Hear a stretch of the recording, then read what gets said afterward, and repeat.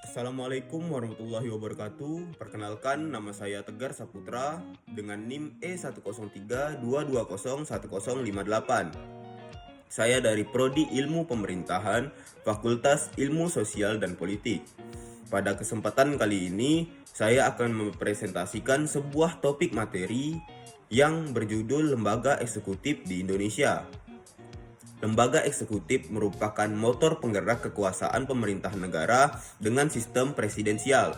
Lembaga eksekutif merupakan lembaga yang memegang kekuasaan melaksanakan undang-undang, menyelenggarakan urusan pemerintahan, serta mempertahankan tata tertib dan keamanan, baik di dalam maupun di luar negeri.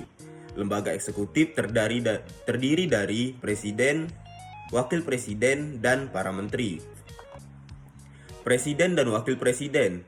Presiden Republik Indonesia merupakan penyelenggara pemerintahan tertinggi yang memegang kekuasaan pemerintahan.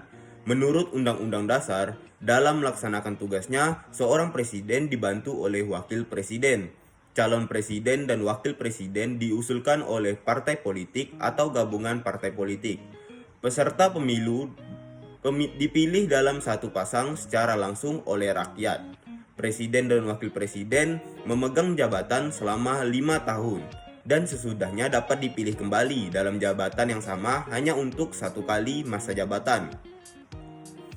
Presiden di Indonesia berkedudukan sebagai kepala negara sekaligus kepala pemerintahan. Sebagai kepala pemerintahan, presiden memiliki tugas dan wewenang seperti memegang kekuasaan pemerintahan menurut Undang-Undang Dasar, mengangkat dan memberhentikan menteri dan pejabat-pejabat publik, serta menyusun kabinet. Sebagai kepala negara, presiden menjalankan tugas dan wewenang antara lain menyatakan negara dalam keadaan bahaya, mengangkat duta dan konsul, menerima penempatan duta negara lain, serta membeli gelar, tanda jasa, dan lain-lain tanda kehormatan yang diatur dengan undang-undang. Wakil presiden adalah pembantu presiden. Wakil presiden menjalankan tugas dan wewenang yang berkaitan dengan tugas dan wewenang presiden. Tugas dan wewenang wakil presiden antara lain membantu presiden melaksanakan seluruh tugas dan kewajiban presiden, mewakili presiden melaksanakan tugas-tugas kepresidenan dalam hal-hal yang didelegasikan presiden kepadanya, dan menggantikan presiden jika presiden mangkat, berhenti, atau tidak dapat melaksanakan kewajiban dalam masa jabatannya. Kementerian Negara. Kementerian Negara dibentuk untuk meningkatkan koordinasi serta kelancaran penyelenggaraan pemerintahan negara yang berdaya guna dan berhasil guna. Landasan hukum pembentukan Kementerian Negara adalah Undang-Undang Nomor 39 Tahun 2008 tentang Kementerian Negara dan Peraturan Pemerintah Nomor 47 Tahun 2009 tentang pembentukan dan organisasi Kementerian Negara.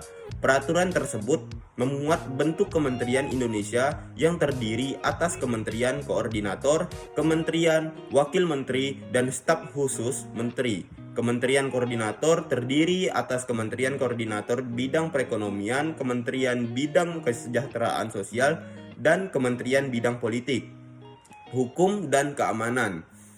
Dalam melaksanakan tugasnya, Kementerian Koordinator memiliki beberapa fungsi, antara lain sinkronisasi dan koordinasi, perencanaan, penyusunan, dan pelaksanaan kebijakan di bidangnya, pengendalian urusan kementerian, pengelolaan barang milik atau kekayaan negara yang menjadi tanggung jawabnya, serta melaksanakan tugas tertentu yang diberikan oleh Presiden. Kementerian berada di bawah dan bertanggung jawab kepada Presiden. Kementerian mempunyai tugas menyelenggarakan sebagian tugas pemerintah. Dalam hal terdapat beban kerja yang membutuhkan penanganan secara khusus. Pada kementerian tertentu dapat dibentuk jabatan wakil menteri. Wakil menteri mempunyai tugas untuk membantu dalam memimpin pelaksanaan tugas kementerian. Selain itu, dalam lingkungan kementerian dapat diangkat staf khusus kementerian paling banyak 3 orang staf khusus.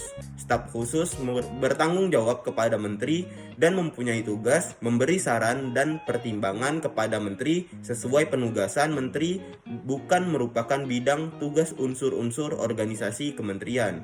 Baiklah, Hanya itu yang dapat saya presentasikan. Sekian, terima kasih.